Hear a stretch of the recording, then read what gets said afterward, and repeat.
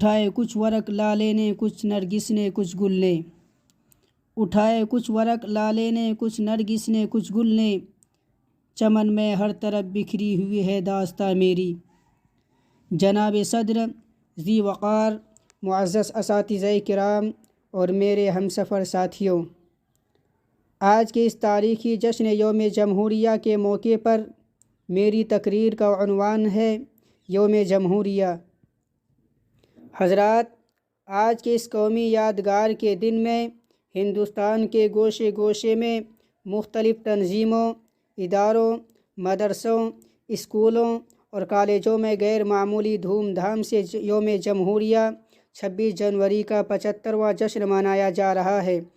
ہندوستان کی آزادی کی کہانیاں اور جمہوریت کی داستاں سنائی جا رہی ہے، مجاہدین آزادی کو خراج تحسین پیش کیا جا رہا ہے۔ دوستو، آج ہم اس ملک ہندوستان میں آزادی کی سانس لے رہے ہیں، چین کی نیند سو رہے ہیں۔ ایک وقت تھا کہ ہمارا یہ ملک انگریزوں کا غلام بنا ہوا تھا اور ہندوستانیوں پر ظلم و ستم کا پہاڑ توڑا جا رہا تھا، انہیں ان کے حقوق سے محروم کیا جا رہا تھا، ان کے ساتھ غلامانہ، مجرمانہ، ظالمانہ رویہ اختیار کیا جا رہا تھا۔ چنانچہ غیور علماء و مجاہدین لاکھوں کروڑوں کی تعداد میں ہندوستانی عوام نے اس ہندوستان کو آزاد کرانے کے لیے انگریزوں کے چنگل سے چھڑانے کے لیے اپنا سب کچھ قربان کر دیا اور انگریزوں کی اینٹ سے اینٹ بجا دی۔ دوستو، یقین مانیے، جب ہم ہندوستانوں کے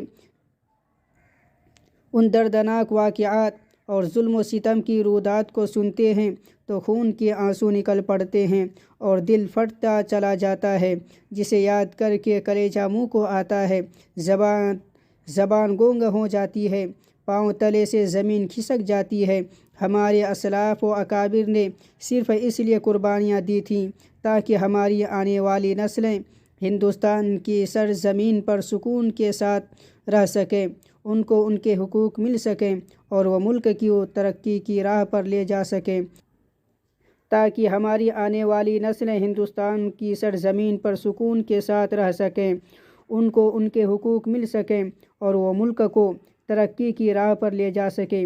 اسی لیے 15 اگست 1947 کو جب ہمارا ملک مکمل طور پر انگریزوں کی غلامی سے آزاد ہو گیا تو 26 جنوری 1950 کو ہمارے اس ملک کے لیے عادلانہ، منصفانہ دستور اور قانون نافذ کیا گیا تاکہ ہندوستان میں رہنے والے ہر فرد کے ساتھ مساویانہ رویہ اختیار کیا جائے، ان کے ساتھ برابری کا معاملہ کیا جائے، ان کو ان کے حقوق دیے جائیں، ان کی عزت و آبرو محفوظ رہے، ان کی عبادت گاہیں محفوظ رہیں۔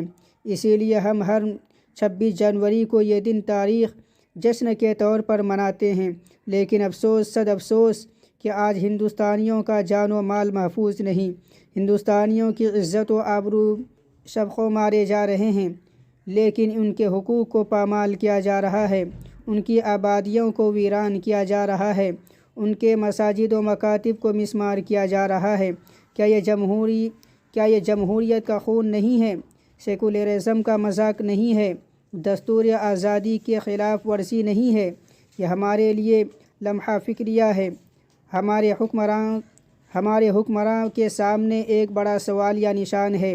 اس لیے ضرورت ہے کہ ہم اس طرف توجہ کریں اور ہندوستان میں رہنے والے ہر فرد کے ساتھ انصاف کا، برابری کا معاملہ کیا جائے اور ان کو ان کے حقوق دیے جائیں، ان کی عزت و آبرو کی حفاظت کی جائے۔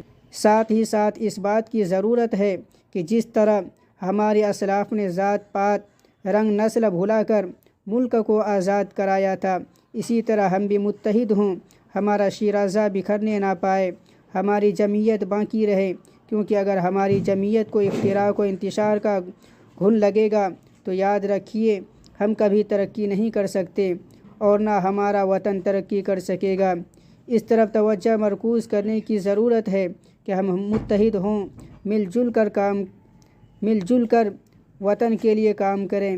انہی نیک خواہشات کے ساتھ آپ سے جدا ہوتا ہوں۔ شکریہ، السلام علیکم۔